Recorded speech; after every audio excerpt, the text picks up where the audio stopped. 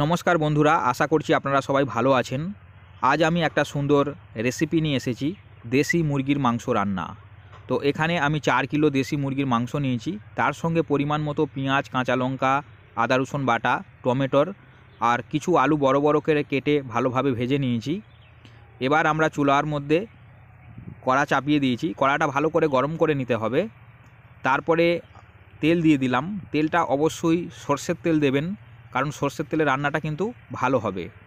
তো সরষের তেল ভালো করে গরম করে এর মধ্যে দিয়ে দিতে হবে তেজপাতা। তো আমরা তেজপাতা দিয়ে দিলাম। এবার এর মধ্যে দিয়ে দেওয়া হচ্ছে দারচিনি, লবঙ্গ, এলাচ, গোলমরিচ আর অল্প করে গোটা জিরে। তো বন্ধুরা, চ্যানেলে যদি আপনারা প্রথমবার আসেন, চ্যানেলটা অবশ্যই সাবস্ক্রাইব করবেন আর ভিডিওটা ভালো লাগলে শেয়ার করে দেবেন। তো এটা তেলের সঙ্গে একটু নাড়াচাড়া করে নিতে হবে। তো পুড়ে না যায়, হালকা নাড়াচাড়া করে নিলেই হবে। বন্ধুরা, রান্নাটা খুবই সহজ পদ্ধতিতে আমি দেখাবো আর খুব তাড়াতাড়ি রান্নাটা হয়ে যাবে। এবার এর মধ্যে দিয়ে দিতে হবে পেঁয়াজটা পরিমাণ মতো দিতে হবে। তো মাংস যতটা থাকবে সেই হিসাবে পেঁয়াজটা দিতে হবে। তো এখানে আমরা পেঁয়াজ আর কাঁচা লঙ্কা একসঙ্গে দিয়ে দিয়েছি। নাড়াচাড়া করে পেঁয়াজটা ভালোভাবে ভেজে নিতে হবে। তো এইভাবে নাড়াচাড়া করতে থাকবেন। আর পেঁয়াজটার রং যখন চেঞ্জ হয়ে যাবে, এরকম ব্রাউন কালার হয়ে যাবে, তার মানে পেঁয়াজটা এখানে ভাজা হয়ে গেছে। এবার আমরা মাংসটা দিয়ে দিচ্ছি। মাংসটা দিয়ে মাংসটাও ভালোভাবে পেঁয়াজের সঙ্গে নাড়াচাড়া করে নিতে হবে। তো দেশি মুরগির মাংস খুবই সুন্দর হয়। তো আপনারা দেশি মুরগি, ক্যালভেট মুরগি, অস্ট্রেলিয়ান মুরগি, যে কোনো মুরগি এইভাবে রান্না আপনারা করবেন, খেতে কিন্তু খুব ভালো হবে। তো এইভাবে ভালো করে নাড়াচাড়া করে পেঁয়াজের সঙ্গে মিক্স করতে হবে। তো 2-3 মিনিট এইভাবে ভালো করে আপনারা নাড়াচাড়া করে নেবেন। তারপরে এখানে পরিমাণ মতো লবণ দেওয়া হলো। লবণ দিয়ে আপনারা ভালোভাবে নাড়াচাড়া করতে থাকবেন আরও 2-3 মিনিট।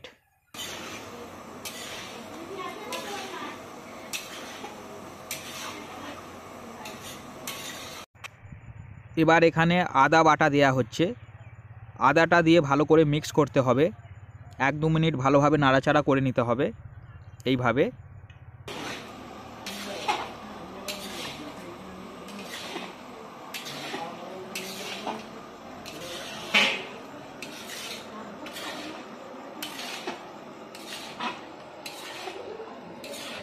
এবার টমেটোর এখানে দেয়া হলো।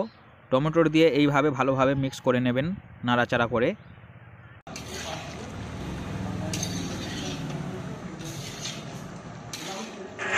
এবার আমরা মশলা ইউজ করব। এখানে কাশ্মীরি লঙ্কা নেওয়া হয়েছে, হলুদ গুঁড়ো নেওয়া হয়েছে আর জিরে গুঁড়ো নেওয়া হলো। তো 3টে মশলা ভালোভাবে মিক্স করে দিতে হবে। তো এগুলো আপনারা পরিমাণ মতো নেবেন। তো এবার আমরা মশলাটা মাংসের মধ্যে দিয়ে দিলাম। দিয়ে ভালো করে মিক্স করতে হবে। এখান থেকে কিন্তু মাংসটা কষা শুরু হবে।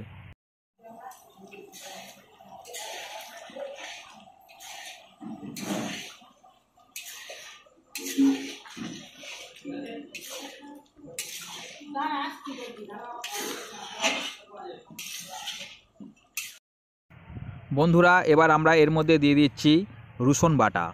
তো রসুনটা দিয়ে ভালোভাবে মিক্স করতে হবে। আর এখান থেকে সবজিটা ভালো করে কষে যেতে হবে, ঢাকা দিয়ে দিয়ে কষতে হবে, যাতে তাড়াতাড়ি সেদ্ধ হয়ে যায়, কারণ দেশি মুরগির মাংস সেদ্ধ হতে একটু সময় লাগে। তো আপনারা ঢাকা দিয়ে দিয়ে কষতে থাকবেন, তাহলে তাড়াতাড়ি সেদ্ধ হয়ে যাবে। তো এইভাবে আগে ভালো করে মিক্স করে নেবেন। এর আগেও আমি আপনাদের মুরগির মাংস রান্না দেখিয়েছিলাম। সেটা অনেক সময় লেগেছিল, কারণ মাংসকে ম্যাগনেট করে রেখেছিলাম। এটা কিন্তু খুবই সহজ পদ্ধতিতে আর খুব তাড়াতাড়ি হয়ে যায়। তো এইভাবেও আপনারা রান্না করে দেখতে পারেন, খেতে কিন্তু একই লাগবে, টেস্টের সাথে কিন্তু কোনো ফারাক হবে না। তো এবার আমরা এখানে একটু জল দিয়ে দিলাম, কারণ কড়াতে বসে যাচ্ছে। এতক্ষণ ধরে আমরা ঢাকা দিয়ে দিয়ে কষছিলাম। তো এখন কষা অনেকটা হয়েই এসেছে, আর কড়াতে বসে না যায় সেই কারণে একটু জল দিলাম। জলটা নর্মাল দিলাম, আপনারা গরম জলও দিতে পারেন। আর এখানে কিন্তু আমাদের কষা কমপ্লিট হয়ে গেছে, সেই কারণে আমরা এখানে জল দিয়ে দিচ্ছি। জলটা পরিমাণ মতো দিতে হবে, কারণ বেশি ঝোল রাখবো না। এটা কিন্তু অল্প ঝোল রাখা হবে, মানে একটু মাখা মাখা হবে। তো সেই কারণে জলটা পরিমাণ মতো বুঝে শুনে দিতে হবে। আর লবণটাও আপনারা চেক করে দেখে নেবেন লবণটা ঠিকঠাক আছে কি না। এখানে মাংসটা 80% সেদ্ধ হয়ে গেছে। এবার এর মধ্যে আমরা ভেজে রাখা আলুটা দিয়ে দিচ্ছি। আলুটাও কিন্তু 80% সেদ্ধ হয়ে আছে। তো আলু আর মাংসটা ভালোভাবে মিক্স করে দিতে হবে একসঙ্গে। তো এইভাবে ভালো করে মিক্স করে এবার এর মধ্যে আমরা দিয়ে দিচ্ছি ধনে পাতা, আর অল্প করে এখানে গরম মশলা ইউজ করতে হবে, দিয়ে ভালো করে মিক্স করে দিতে হবে। দিয়ে এটাকে ঢাকা দিয়ে 8 থেকে 10 মিনিট ভালোভাবে ফুটিয়ে নিতে হবে, তাহলে কিন্তু সেদ্ধ হয়ে যাবে মাংস আর আলুটা, আর সবজিটা কমপ্লিট হয়ে যাবে। তো দেখতেই পাচ্ছেন কত সুন্দর কালার এসেছে। আর এটাকে আমরা ঢাকা দিয়ে রেখেছিলাম এবং মিনিট 10 ফুটিয়ে নিয়েছি। আমাদের সবজিটা এখানে কমপ্লিট হয়ে গেছে। তো এবার আমরা একটা পাত্রে এটা ঢেলে নেব।